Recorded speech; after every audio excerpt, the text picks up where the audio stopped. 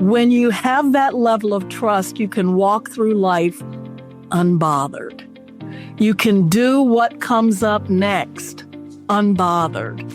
You can go and hang out with my buddies in the hood unbothered. You can go and sit in the White House unbothered. You can go through life when you have that level of trust and that level of faith. You can be unbothered.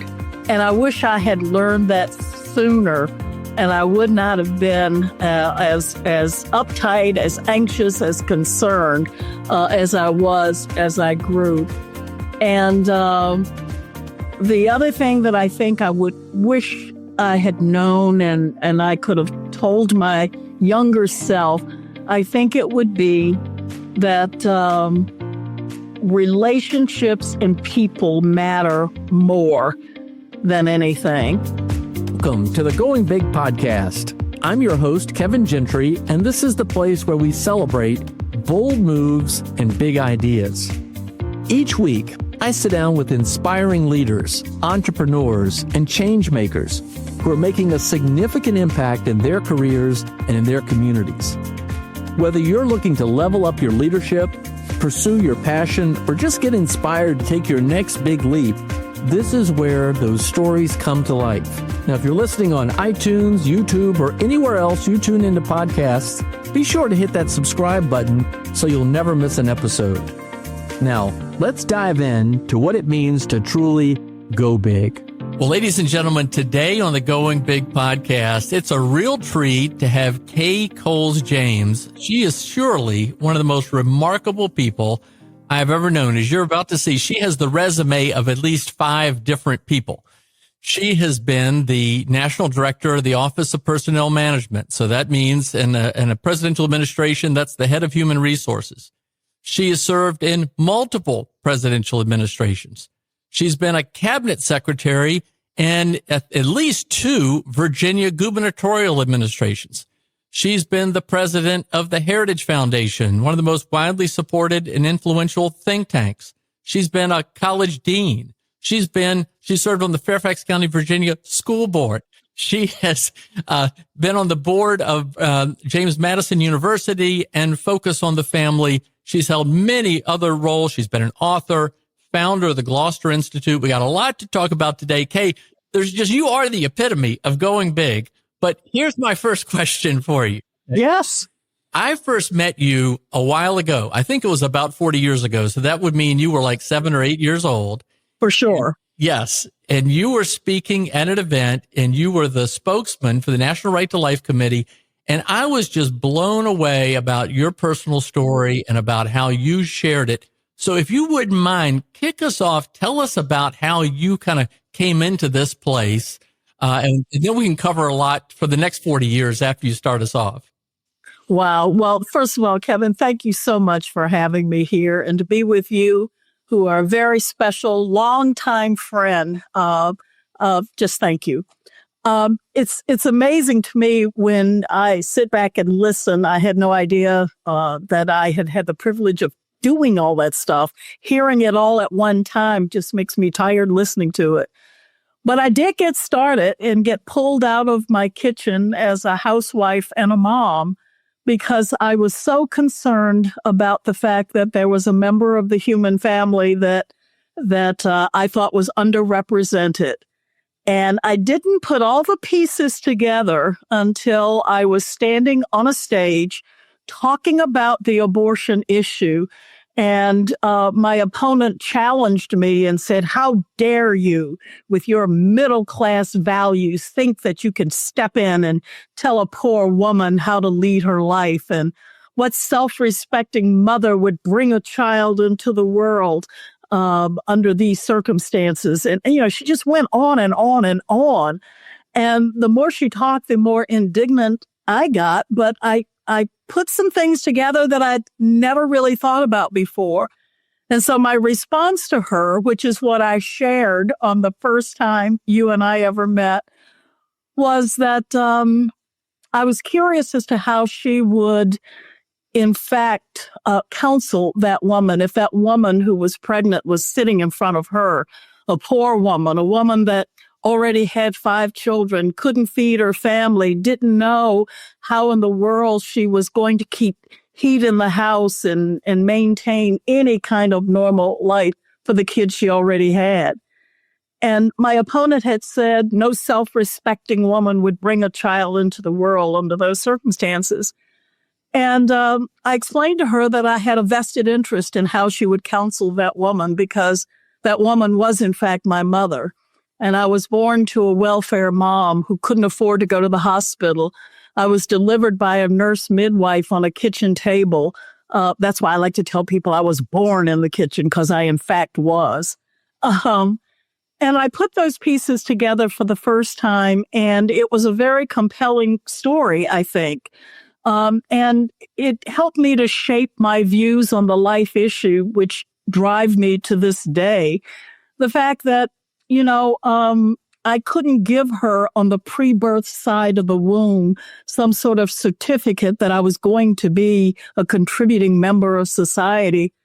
But Kevin, I think God has blessed me with an incredible life, with incredible opportunities. And there's no way anyone could have predicted back in 1949 on a kitchen table in Portsmouth, Virginia, that I was going to have the opportunity to contribute to our world like I did. And so I decided to dedicate my life to making sure that every preborn child had the right to live and walk and love among us, and that they would be welcome to our world. And we can't predict on the pre-birth side of the womb how someone's life is going to go. Well, Kay, I mean, your life experiences make you all the more effective as a communicator, but you have these many gifts of communication. And I'm telling you, I met you and you shared that story 40 years ago. Since that time, you've achieved all these extraordinary things. And I do want to go into some of these, but did you always want to go big? I mean, at what point in your life did you really aspire to make a difference? And we can all define going big in different ways, but you've made a difference in the lives of others. You made a difference in the lives of your family. You made a difference in the lives of your many friends, but you've made a difference in the lives of many people, including also many of those preborn. Kevin, I hope this doesn't destroy the entire premise of your show. I never, ever wanted to go big. I never did. It's interesting, the driving factor for me, and as you know, much of my life is based on and driven by my faith. And the reality is I just wanted to be faithful to the call of God on my life. And I was a stay-at-home mom. I was a housewife, completely content in that role. And it was the opportunities that came along, which many I rejected, by the way, along the way. And so my desire was to be faithful. My desire wasn't to go big. But I would say this: if you are faithful to the call of God on your life, if you are willing to be used in this world in incredible and mighty ways, the opportunities will, in fact, come. There's so many needs out there. We are just, I think, all of us trying to figure out what our particular piece of that is and what our calling is. And so I've gone bigger than I ever thought I would, but it comes from making myself available to be used in all of the various situations. Almost every one of those jobs that you read off, I was called to. I used to tell high school guidance counselors when they would ask me to come in and do career days, I'm your worst speaker for career day, because when they ask the question, how did you plan this?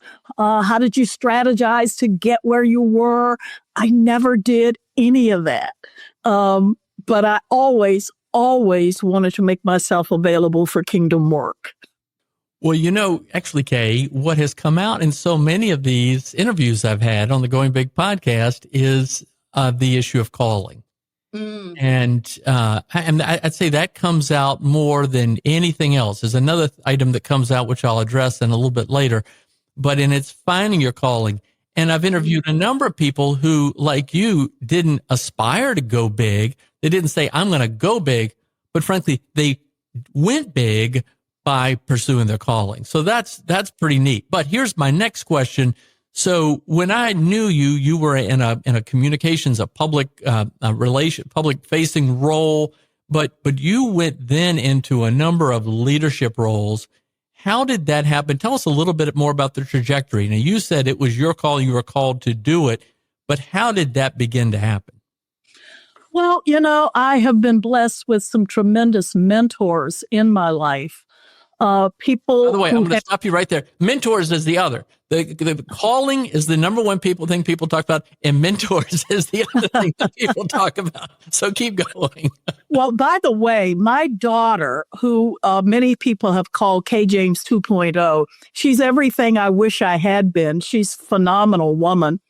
I named her after the two women who had the most impact on my life.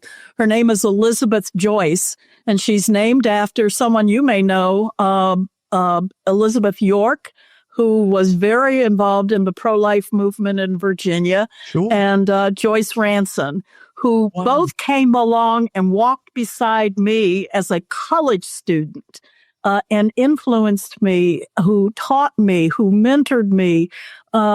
And so I think those two women, plus the grit of my mother. Imagine having 6 children and a husband who's an alcoholic, who deserts the family, and having to fight to raise 6 children with very little money, very little resources, but a very strong family and a very strong faith. So I think those 3 women gave me the grit, the knowledge, the skills, in order to take on the tasks that were before me. So when opportunities came along, and there was a lot of risk taking, but when you have sort of the love and the security of family and friends and your faith, you can take those risks and you end up going big, whether you intend to or not. Well, okay, so you've been a trailblazer in many respects, especially in public life and public service, which is another just remarkable thing. Tell us a little bit about that and what has challenged you. Just a little bit about that, because I have a great follow up on that from a friend of yours who has a lot to say about your special gifts and your calling. But first, tell us a little bit about how you saw that in the challenges of public life.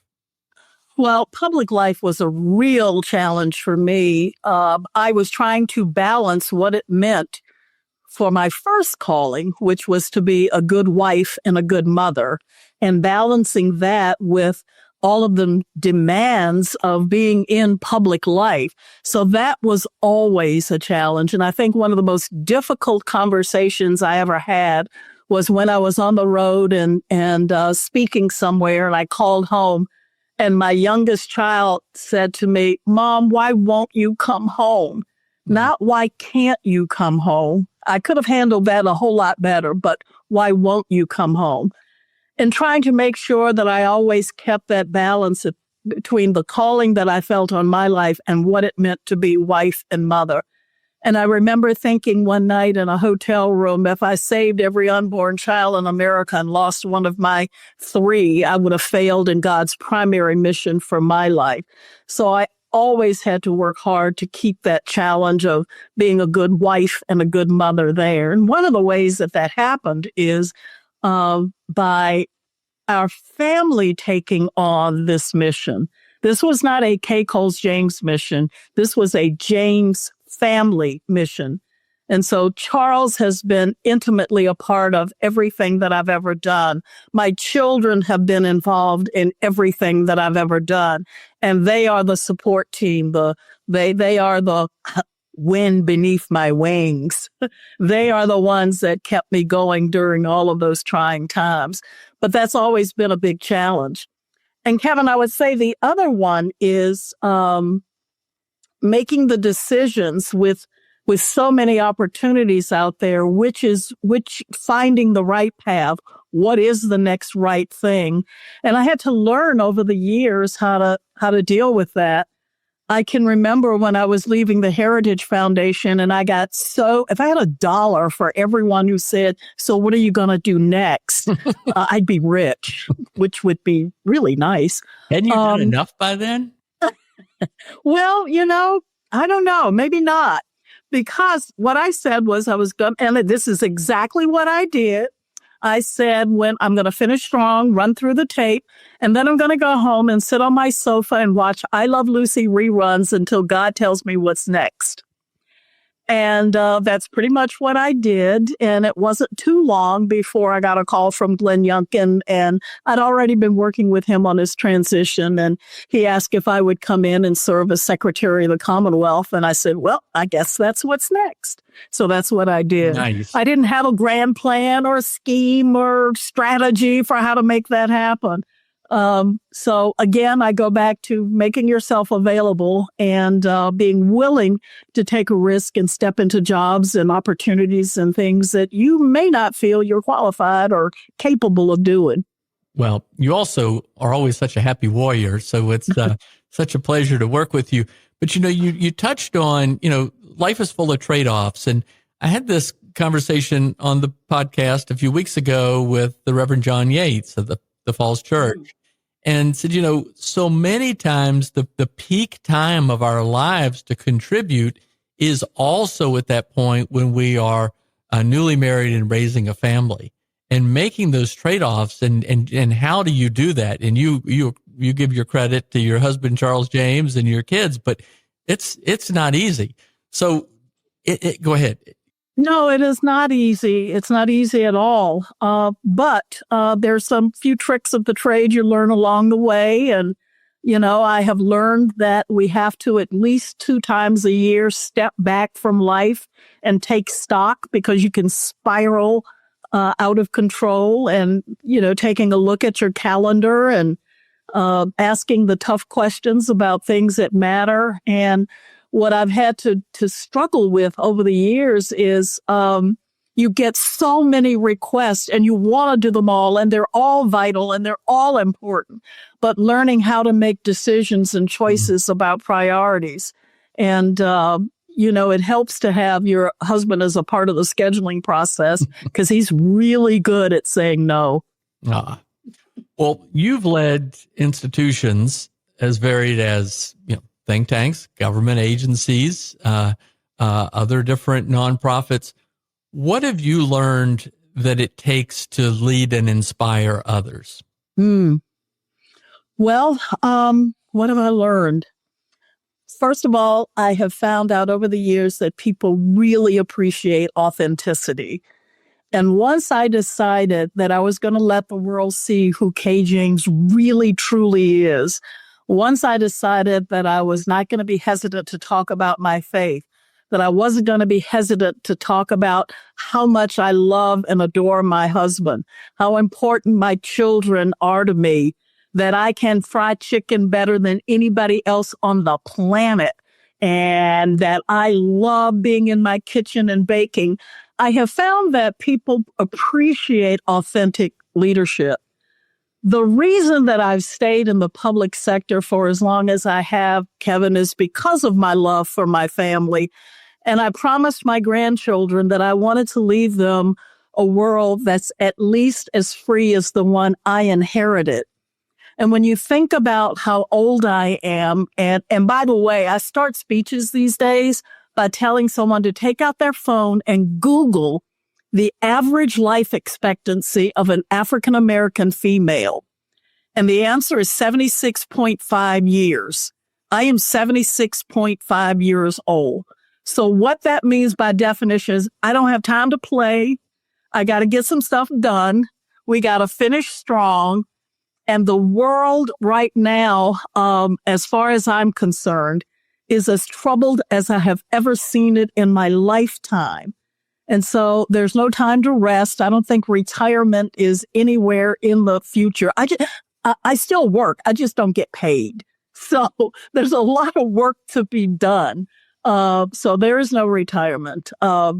it is overwhelming at this point how much is out there that still needs to get done. Well, God bless you, and don't you dare retire anytime soon. We got to get another 76.5 years out of you at least.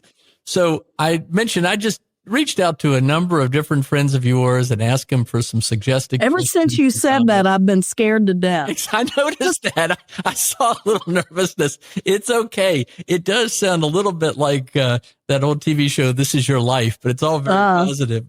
So I reached out to former Governor George Allen, and he, of course, holds you in enormously high regard, and said, and this is what he emailed me in response. He goes, Kay James is about as smart, principled, and articulate as it comes, and has those special life experiences that made her the best person to be my Secretary of Health and Human Services. And she proposed and got through a balking legislature, a heck of an accomplishment. Virginia became the first in the nation with a statewide welfare reform law. But not only that, it was how you were a teammate, and not only in the passage, but in getting the fighting to obtain the waivers from the Clinton administration, and then going through a lot of the legal battles. And so he says that you deserve the most valuable MVP award. Of course he does, in achieving such meaningful reform. And I had Speaker Newt Gingrich on here a few weeks ago, and he talked about Virginia being, the role model, the trailblazer. So George Allen says, you were loved and respected by everyone who had the pleasure of knowing you. And he says, I always look forward to getting a good dose of Kay and Charles James's wit and wisdom. But what he also said was that you were able to navigate and achieve all these things working with people. I'd like to get your thoughts, having served in government, how, I guess I might say on the one hand, how you had the patience and strength to put up with all the craziness in working in government, but how did you manage to convince people to take these positions that they were against, both in the state legislature in Virginia, the Clinton administration, other things? Any advice you might have for people, especially these days, about how to talk and work effectively more with people who have different opinions? Oh, Kevin, that's such a great question. And let me say of George Allen, boy, I have had the opportunity to work for some of the most principled politicians. And it's easy to lay it all on the line when you're working for people like George Allen and like Glenn Youngkin. I mean, my word, you don't mind getting up every day and leaving nothing undone and working hard for people like that. But I'll tell you, one of the things that I think that we lost sight of is something I used to say to the interns at the Heritage Foundation. I would start off by saying to them, how many of you are here to learn all of the arguments, the data, get all the research and the analysis so that you can go out and annihilate the enemy? And they go, yes, and they raise their hands. And I'd say, well, I am so sorry, but you're in the wrong program. That's not why you're here. We're here to build bridges, not blow them up. We're here to, as Ed Fulmer used to say, multiply and add to the movement, not to divide or subtract. And so I always approach every difficult or complex or controversial issue with, how do I articulate it in winsome ways that will win people over? I want to convince people. And so I spend a lot more time listening. I spend a lot more time trying to understand an opposing point of view. And I always try to find areas of consensus. Let's start with what we all agree on. And quite frankly, Kevin, when I took over the Heritage Foundation, they said, who are you going to try to win? Who are you going after? And I said, Bernie Sanders voters. And that took a lot of people back. And I said, because I defy them to say that they care more about poor people than I do, because they don't. I defy them to say that they care more about educating and closing the education gap in our schools, because I care deeply about that. I care deeply about the health and well-being of people in our communities. We have very, very different ways of how we approach and solve those problems. But if we start at the point where we want to fix the same things, then we can argue all day long and go back and forth about the best ways to get that done. And at the end of the day, I felt confident in making those assertions because we have the research, the data, and the analysis to show that our perspectives are the ones that produce the right results.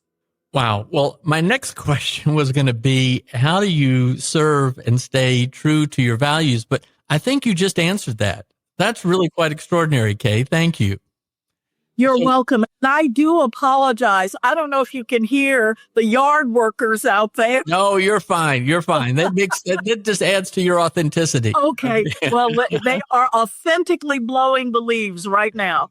Well, all we need is for your dog Booker to come running through and chasing a squirrel, but we'll be good. This is Good. great, Kay. So, Kay, speaking of the polarization and craziness that we face in the country and the world today, you founded the Gloucester Institute a number of years ago, but you're bringing up these new leaders to face a very changing world. And what's your vision for what you're doing there? Tell us a little bit more about the Gloucester Institute. Thank you, Kevin. And for your listeners, I want them to know this. The first, not the second or the third, but the first person I went to when I started the Gloucester Institute was Kevin Gentry. Oh my goodness! Well, you hit a bad Rolodex. Oh, no, not at all. And I remember we went out for coffee and I told you what I wanted to do, and I was, you were very encouraging. So I want to thank you for that, and that you play a very important role in the history of the Gloucester Institute. That's pretty funny. I don't know what I said, but if I was encouraging, it must have worked because you've done a phenomenal job. And let's hear, because this for listeners all over the world, what is the Gloucester Let's start. Institute? I don't know why I can't pronounce Gloucester. My brother and sister-in-law live in Gloucester, but why? What is the Gloucester Institute? What's the vision you had for it? Sure. Tell us a little bit about the story and what's going on today. Well, I started going to the Moton Center when I was about 5 years old. It was back during a time when African Americans could not go to resorts or convention centers or stay in hotels. It was a segregated America. But there were these little havens where the social and cultural elite in the African American community could gather. Today, the Moton Center is on the National Historic Registry as well as the Virginia Historic Registry as one of the most iconic and important civil rights destinations in America. But I was brought there, picked up from the public housing projects with my little suitcase to go with my cousin, who was, in fact, a part of that cultural and social elite. And I would go as her companion. And I remember going there, Kevin, as a kid and sitting on the floor in the living room while the beautiful adults talked about and debated the important issues of the day. And it was the gathering place. Every great civil rights leader in America spent some time there, from Martin Luther King, Andy Young, the Greensboro Four, who integrated the lunch counters in the South, the attorneys from Brown versus Board of Education, all came there.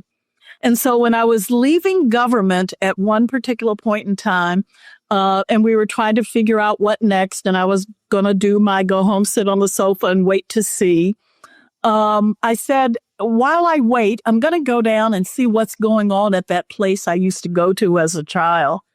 And I went there, Kevin, and the windows were broken out and there were vines growing up. The roof was off. And I couldn't figure out, why is it that the place that's called the cradle of the civil rights movement has windows broken out and no roof, and yet Monticello flourishes, and let Mount Vernon is very well taken care of. And so I decided that I felt a calling to form a nonprofit, purchase this property, and restore not only the bricks and mortar, but restore what happened there. And what happened there is where people came together from opposing points of view to solve problems. And so we've developed a new language at the Gloucester Institute. We're called solutionists. I don't care if you're a Republican or a Democrat, liberal or conservative. If you are willing to set aside labels, let come together, let the data show us the way, what works, what doesn't work, and solve problems, you're welcome to come. And so we are raising up a generation of solutionists at the same time we're preserving the historic legacy of that property.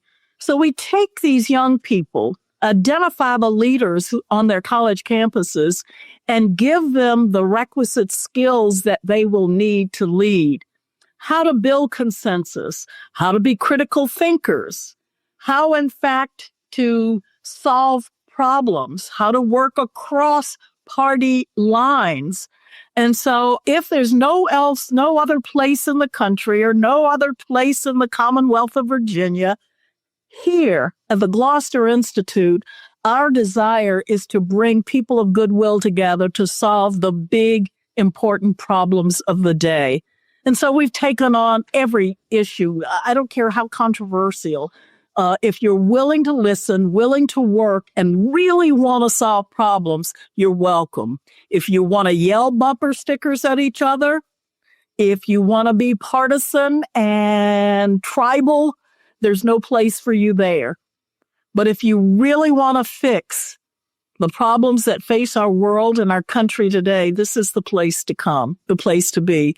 And so we create an environment where that can happen. It's a 9-bedroom mansion on the banks of the York River.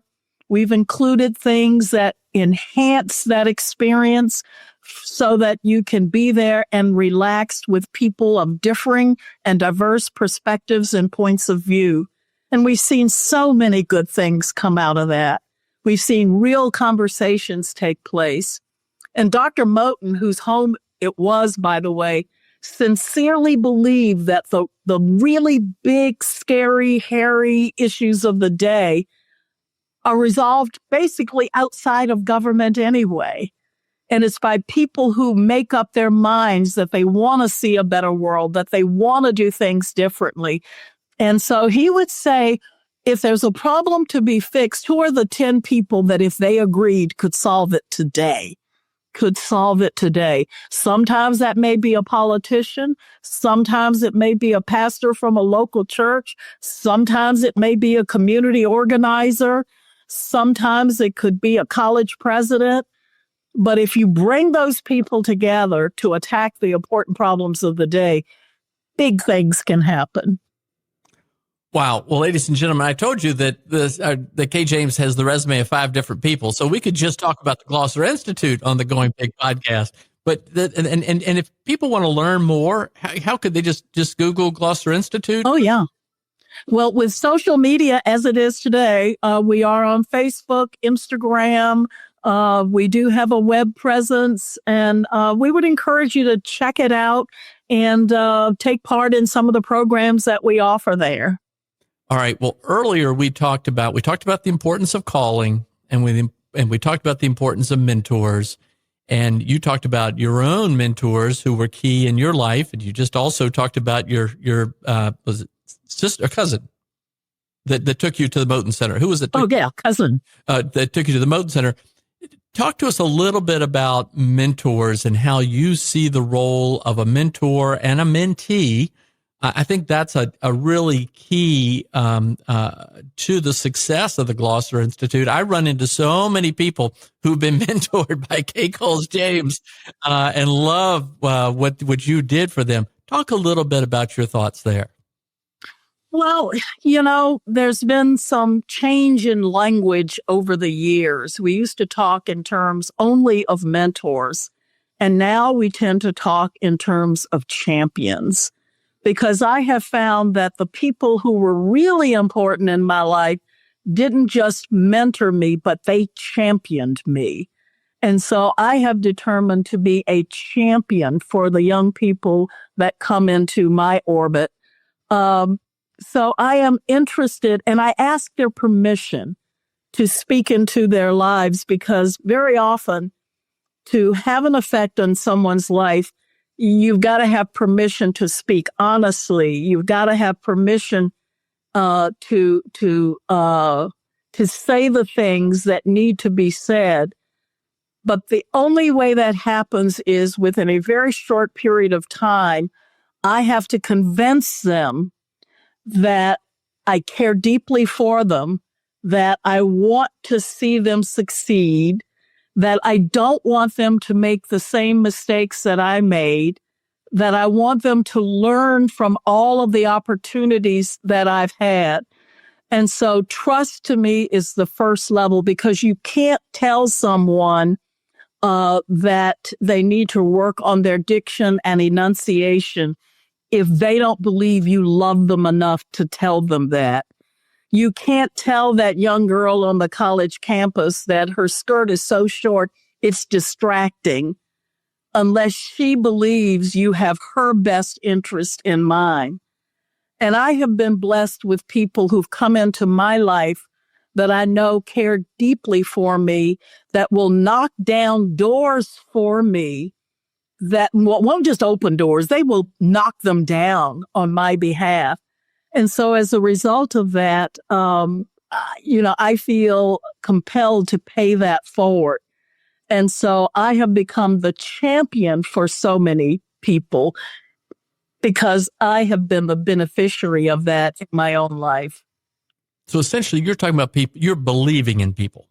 Oh, there's so much potential out there, Kevin. People who have so much to add to our world that can solve these problems. And quite frankly, I am delighted to have shifted my focus from current leadership. I'm going to let them go do whatever they're going to do. And my focus is on this next generation coming up. Let's work with them before they get into these leadership positions to understand what it means to solve problems together, to be critical thinkers so that they just don't develop all of their opinions off of Twitter, that they don't get their news from TikTok, that they know how to read and solve problems and work together. We so desperately need it in our world. We're in pretty desperate times. Well, good insights, good wisdom. All right, Kay, I'd like to bring this to a close. I always ask these two final questions, and the first is looking back at we'll say a 21-year-old version of yourself, knowing what you know today. What advice would you give that younger version of Kay Coles James today? Couple of things. Wow. If I could have said to myself or known the 21-year-old version, I think I would have said, I didn't understand, Kevin, until way too late in life what it meant to really trust God. To trust him with my life, my future, my career. And when you get to that place where you are abiding in him, dwelling in him, trusting in him, my mother-in-law had a phrase she used to use. She said, I am so unbothered. When you have that level of trust, you can walk through life unbothered. You can do what comes up next unbothered. You can go and hang out with my buddies in the hood unbothered. You can go and sit in the White House unbothered. You can go through life when you have that level of trust and that level of faith. You can be unbothered. And I wish I had learned that sooner, and I would not have been as uptight, as anxious, as concerned as I was as I grew. And the other thing that I think I would wish I had known and I could have told my younger self, I think it would be that relationships and people matter more than anything. I am not going to destroy a relationship or a friendship over a difference of opinion or policy. There's so much more to a person. And I look at where we are in our country today, where we have family members that don't even speak to each other over politics. And that's so sad to me. So. All right. Well, thank you. Awesome. All good stuff. All right. So to close this out, the last question, it's amazing that you said what you did, because the other person that I reached out to for an insight is a person you mentioned earlier, and that's Virginia Governor Glenn Youngkin. And so we had Governor George Allen and then Governor Glenn Youngkin. He said, he sent me this message when I asked him, and he said, I love Kay. I love her heart. Her faith in Jesus literally beams, and her deep compassion for others is a welcome sign for a relationship that will change your life. I love Kay's wisdom, grounded in conservative values and forged an amazing life experience, and always shared in a no-nonsense, yet loving way. And I love Kay's impact on the next generation. They all want to be in Mother Kay's orbit. That is really special. Yes, I love Kay Coles James. So those are the words of Virginia Governor Glenn Youngkin. To close us out, Kay, what advice to anyone listening after what you've just said, all we've talked about, heard, how we should all think about living the kind of meaningful, purposeful life that you've led and will continue to lead for at least another 75.6 years? Oh, Kevin. First of all, that literally, not figuratively, brought tears to my eyes. I have such respect for our governor in the Commonwealth of Virginia, and I have thanked God that the crown jewel of my public service was serving him. He is just a remarkable. Might not be done yet, so there may be yet another crown jewel, but we'll go there in another podcast episode. Well, I know he's not done yet, but I also think I probably am. So I will watch from a distance and cheer him on. I will tell you, just being faithful to who you are, being an authentic person, wanting to leave. People always talk about leaving a carbon footprint. You know, what is your carbon footprint? And I want to know, what is my footprint that I am leaving on this planet? Have I done well? Have I loved well? Have I served well? And I think when you get to the end of days, to be able to look back and think about the privilege of having loved well, lived well, and served well doesn't get any better than that. And to me, that's what going big means. Loving big, living big, serving big. Well, Kay James, it has been a tremendous honor and privilege to have lived and loved with you for all these years, and look forward to many decades to come. Thank you for being a very special guest today on the Going Big podcast. Thank you, Kevin. Thanks for tuning in to the Going Big podcast. I hope today's conversation left you feeling energized and ready to tackle your biggest goals. Don't forget to subscribe and leave us a review on iTunes, YouTube, or wherever you listen to podcasts. It really helps spread the word, and it gets these inspiring stories out to more people. You can also find more content, resources, and updates at our website, goingbigpodcast.com. Remember, the only limits are the ones you don't challenge, the limits that you impose on yourself. Keep pushing, keep growing, and above all, keep going big. See you next time on the Going Big podcast.